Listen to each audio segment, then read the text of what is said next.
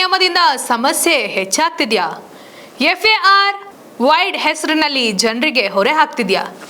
ಎಲ್ರಿಗೂ ನಮಸ್ಕಾರ. ನಾವು ಈ ಹಿಂದಿನ ವಿಡಿಯೋದಲ್ಲಿ 500 ಸ್ಕ್ವೇರ್ ಮೀಟರ್ನಿಂದ ಆಗ್ತಿರುವಂತಹ ಬದಲಾವಣೆಗಳು, ಸಮಸ್ಯೆಗಳ ಬಗ್ಗೆ ಹೇಳ್ತಾ ಇದ್ವಿ. ಈ ನಿಯಮದಿಂದ ಮನೆ ಕಟ್ಟುವವರಿಗೆ ಯಾವ ರೀತಿ ಸಮಸ್ಯೆಗಳು ಎದುರಾಗುತ್ತೆ ಅನ್ನೋದನ್ನ ಇಂದು ಮತ್ತಷ್ಟು ವಿವರವಾಗಿ ತಿಳಿಸುವಂತ ಪ್ರಯತ್ನವನ್ನ ನಾವು ಮಾಡ್ತೀವಿ.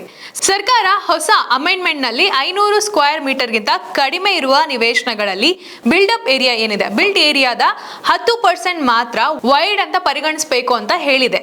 ಈಗಾಗಲೇ FAR 1.75 ಇದೆ.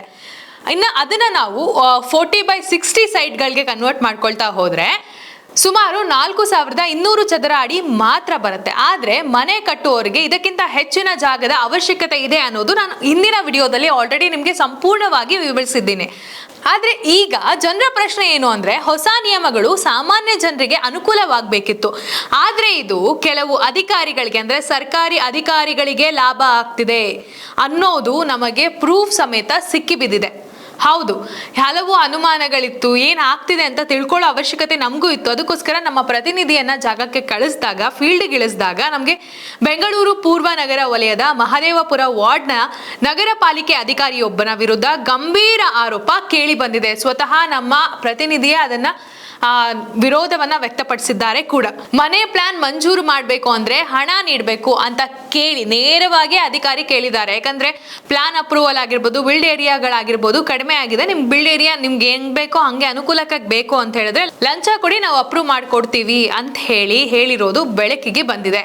ಇನ್ನೊಂದ್ ಕಡೆ ಡ್ರಾಫ್ಟ್ ರೆಗ್ಯುಲೇಷನ್ ಸರಿ ಇಲ್ಲ, ವೈಡ್ ಸರಿಯಾಗಿಲ್ಲ ಅಂತ ಪದೇ ಪದೇ ಫೈಲ್ನ ರಿಜೆಕ್ಟ್ ಮಾಡಿ ಅದನ್ನ ಕೇಳಕ್ ಹೋದಾಗ ನನ್ನ ಇಷ್ಟ, ಇದಕ್ ಬೇಕಾ ನಿನಗ್ ದುಡ್ಡು ಕೊಡು, ನಾನು ಮಾಡ್ಕೊಡ್ತೀನಿ. ಇದೇ ಅಧಿಕಾರಿ ಹಿಂದೆ ಎಷ್ಟೊಂದು ಪ್ರಕರಣಗಳನ್ನ, ಎಷ್ಟೊಂದು ಅಪಾರ್ಟ್ಮೆಂಟ್ಗಳಾಗಿರ್ಬೋದು, ಸೈಟ್ಗಳನ್ನಾಗಿರ್ಬೋದು, ಯಾವುದೇ ನಿಯಮ ಸರಿಯಾಗಿಲ್ಲ ಅಂದ್ರೂ, ಸಮಸ್ಯೆ ಇದ್ರೂ ಸಹ ಹಣ ಇಸ್ಕೊಂಡು ಅನುಮೋದನೆ ಮಾಡಿರೋದು ಸಹ ಉದಾಹರಣೆಗಳು ಸಾಕಷ್ಟಿವೆ. ಈ ನಡುವೆ ನಮಗ್ ಕಾಡ್ತಿರುವಂತಹ ಪ್ರಶ್ನೆ ಏನಪ್ಪಾ ಅಂದ್ರೆ, ನಿಯಮಗಳು ಸರ್ಕಾರದ ಅನುಕೂಲಕ್ಕಾಗಿ ಇದೆಯಾ ಅಥವಾ ಜನರ ಅನುಕೂಲಕ್ಕಾಗಿ ಇದೆಯಾ, ಅಧಿಕಾರಿಗಳ ಅನುಕೂಲಕ್ಕಾಗಿದೆಯಾ, ಯಾರ ಅನುಕೂಲಕ್ಕಾಗಿ ಇದೆ?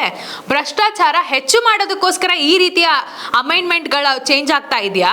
ಹೇಗೆ ಜನರಿಗೆ ಅವಶ್ಯಕತೆ ಇರುವಂತೆ, ಜನರಿಗೆ ಅನುಕೂಲವಾಗಬೇಕು ಅಂತ ಹೇಳಿ ಅಮೆಂಡ್ಮೆಂಟ್ಗಳನ್ನ ಚೇಂಜ್ ಮಾಡಬೇಕು, ಅದನ್ನ ನೋಡಿದ್ರೆ ಒಪ್ಕೊಳ್ಳೋಣ. ಆದ್ರೆ ಇದು ಅಧಿಕಾರಿಗಳಿಗೋಸ್ಕರ, ಅಧಿಕಾರ ಲಂಚ ತಿನ್ನೋದಕ್ಕೆ ಇನ್ನಷ್ಟು ಪ್ರೋತ್ಸಾಹ ಕೊಡೋದಕ್ಕೆ ಈ ಒಂದು ಅಮೆಂಡ್ಮೆಂಟ್ ಚೇಂಜ್ ಮಾಡಿರೋ ರೀತಿ ಇದೆ.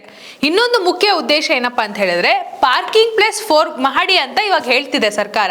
ಆದ್ರೆ ಅದು ಎಷ್ಟು ಜನಕ್ಕೆ ಸರಿಯಾಗಿದೆ? ಒಂದು ಬಿಲ್ಡಪ್ ಏರಿಯಾ ಅಂತ ನಾವು ತಗೊಂಡಾಗ, ಒಂದು ಫ್ಲೋರ್ ನಾವು ಬಿಲ್ಡ್ ಮಾಡ್ತೀವಿ ಅಂತ ತಗೊಂಡಾಗ 200 ಅಡಿ ಮಿನಿಮಮ್ ಬೇಕಾಗುತ್ತೆ, 200 ಇಂದ 300 ಅಡಿ ಬೇಕಾಗುತ್ತೆ ಮಿನಿಮಮ್. ಎಲ್ಲ 4 ಮಹಡಿಗಳನ್ನ ನಾವು ಬಿಲ್ಡ್ ಮಾಡ್ತೀವಿ ಅಂತ ಹೇಳಿದ್ರೆ 7,000 ಇಂದ 9,000 ಅಡಿ ಬೇಕಾಗುತ್ತೆ. ಆದ್ರೆ ನಮ್ಗೆ ಈ ಒಂದು ಹೊಸ ಅಮೆಂಡ್ಮೆಂಟ್ ನಿಂದ ಸಿಗೋದು ಬರೀ 4,900 ಅಡಿ. ಇದನ್ನ ಏನ್ ಮಾಡಕ್ಕಾಗುತ್ತೆ? ಇನ್ನ ಮಿಕ್ಕಿದಕ್ಕೋಸ್ಕರ ಜನಗಳು ಏನ್ ಮಾಡ್ಬೇಕು ಅಥವಾ ಆರ್ಕಿಟೆಕ್ಟ್ಸ್ ಏನ್ ಮಾಡ್ಬೇಕು? ಲಂಚ ಕೊಡ್ಬೇಕು.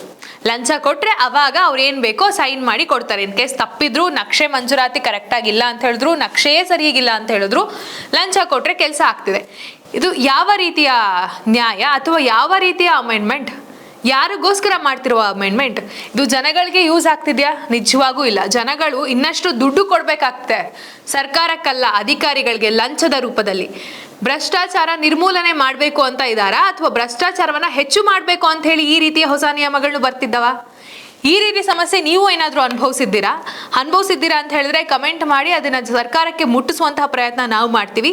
ಇದೇ ರೀತಿಯ ವಿಶೇಷ ಮಾಹಿತಿಗಾಗಿ ನಮ್ಮ ಪ್ರಜಾಕಿರಣ ವಾಹಿನಿಯನ್ನ ಸಬ್ಸ್ಕ್ರೈಬ್ ಮಾಡಿ, ಹಾಗೆ ಈ ವಿಚಾರ ತಲುಪುವವರೆಗೂ, ಎಲ್ಲರಿಗೂ ತಲುಪುವವರೆಗೂ ಶೇರ್ ಮಾಡಿ. ಧನ್ಯವಾದ.